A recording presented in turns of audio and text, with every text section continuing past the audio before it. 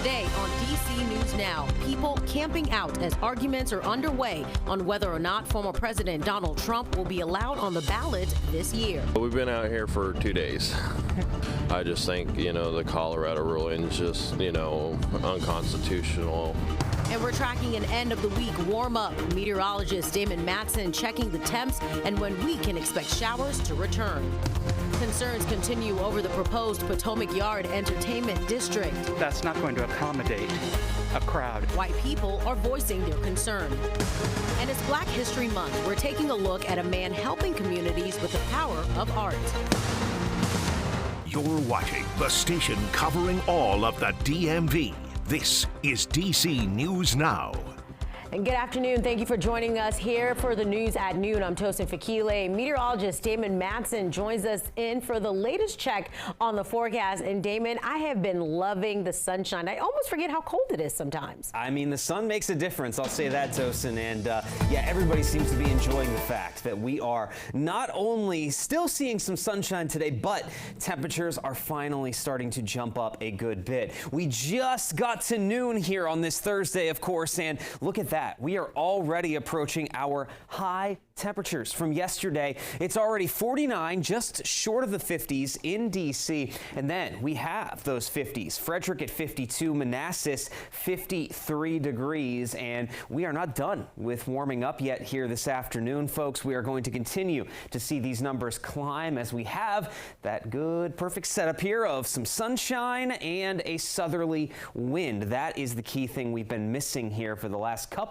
of days to get those temperatures to really start to jump. And there it is. We are running already about 5, even closer to 10 degrees warmer across many locations in the DMV compared to this time yesterday. Now, the only little hiccup we're running into, unfortunately, cloud cover from our west is finally starting to roll its way in. So we are not seeing a totally clear sky today. Some of these high clouds are expected to hang around and at least filter out that sunshine, not block it out totally as we move forward here over the next several hours. So expect a good mix of that sunshine and high cloud cover. As we move on toward 3 to 4 o'clock, we're really going to be feeling that warmer air as high temperatures across the board hit the mid, if not even upper 50s later on today. Downright comfortable. You just need a lighter jacket. And with that cloud cover hanging on and even increasing a little bit as we go toward the night tonight, well, we're really going to even feel that warmer air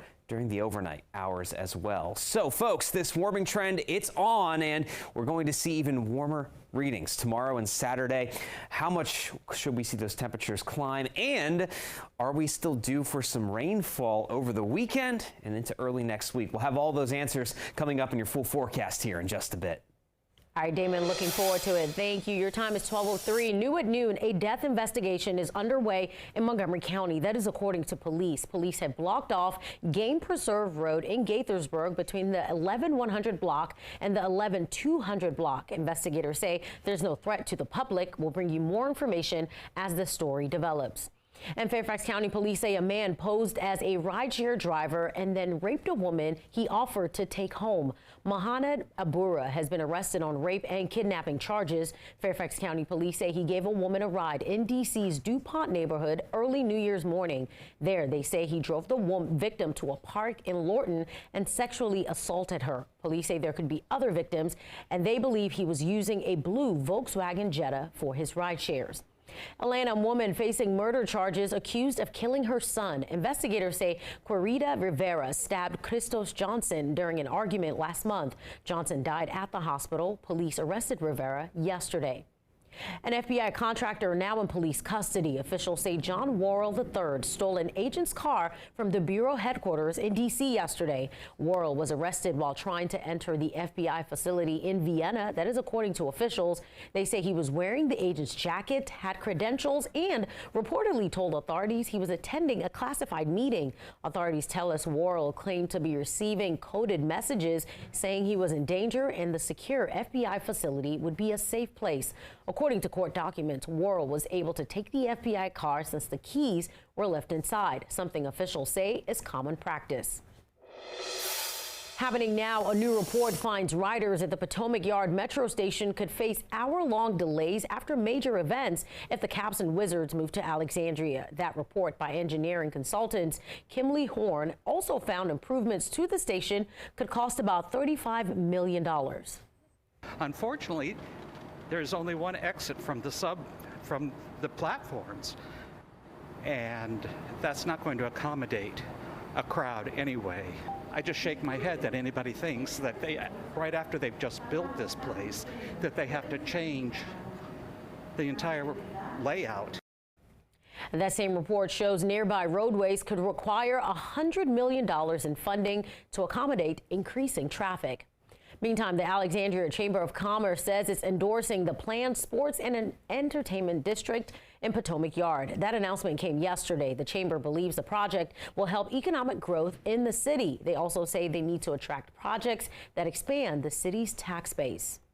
12:05 and security is ramping up at a local grocery store. Shoppers at Safeway in Adams Morgan now have to scan their receipts before leaving the store. Some customers don't like the new security measures, some even questioning its effectiveness. I think they're just doing a quick fix that's not really going to be helpful. I understand why they're trying to do it, but it's foolishness. It's like people going to steal if they're going to steal.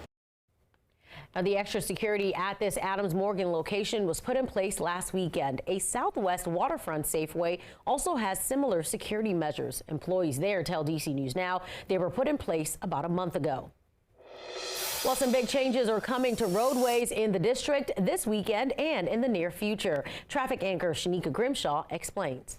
Starting in Northeast and Southeast, DC's Department of Transportation is beginning a project to improve the East Capitol Street roadway. This is being done using a $34 million grant by the U.S. Department of Transportation. DDOT's interim director says the East Capitol Street corridor is listed as a high injury roadway. The project will cover about 2 miles in Ward 7 from Burn Street to Southern Avenue. Officials say some of the improvements include protected bike lanes, high visibility crosswalks, and traffic signal upgrades. Over in Northwest, several roads will be closed for the district's Chinese New Year celebration on Sunday. From 9 a.m. to 6 p.m., no vehicles will be allowed to drive on H Street Northwest between 6th and 7th. And traffic will also be blocked on 6th Street from H Street to Massachusetts Avenue Northwest from 9 a.m. to 4 p.m. And during that same time period, I Street Northwest from 5th to 7th will be closed as well. There are also several streets with emergency no parking restrictions. You can check those and a full list of street closures on the DC Police website. In the studio, Shanika Grimshaw, DC News Now. Thank you, Shanika. Happening today, the Montgomery County Council's Audit Committee and Education and Culture Committee are meeting to review a report from the County Office of the Inspector General. The report focuses on how Montgomery County Public Schools handles complaints of bullying and harassment. It comes after MCPS employee was promoted despite having several allegations against him.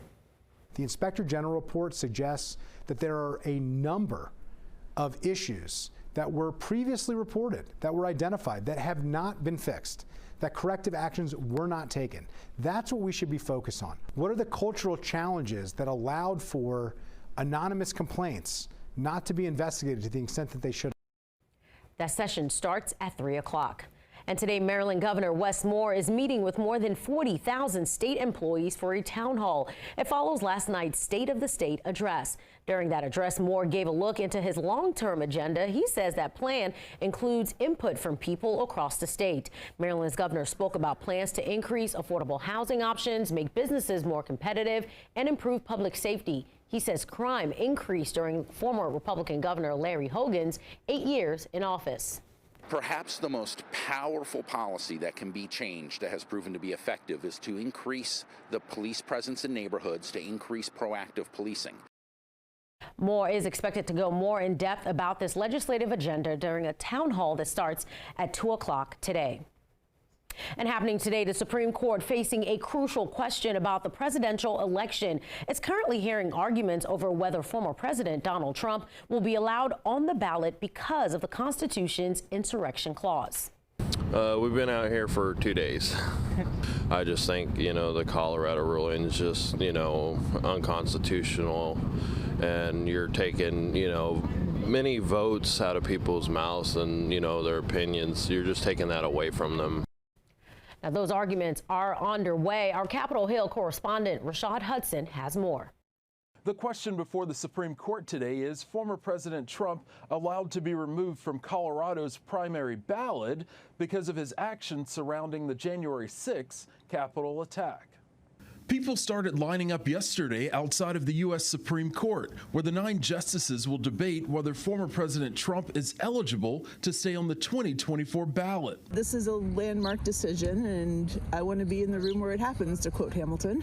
The legal battle comes after Colorado's Supreme Court ruled in favor of a group of voters who challenged Trump's candidacy based on his actions on January 6th. They argued those actions violated Section 3 of the 14th Amendment, which disqualifies officers of the United States who have engaged in an insurrection or rebellion from holding office. There are lots of implications for the 2024 election. Trump's legal team argues he is not an officer of the United States as a former president, and that he did not engage in an insurrection. He deserves to be on the ballot, is their argument, and voters should decide who becomes their next president and not courts. Trump's allies on Capitol Hill are jumping to his defense. They cannot beat President Trump in an actual free and fair election. So they are trying to rig the game in the courts. And the Supreme Court will be pressured into issuing their ruling soon because several states start voting in their primary elections next month. Reporting in Washington, Rashad Hudson, back to you.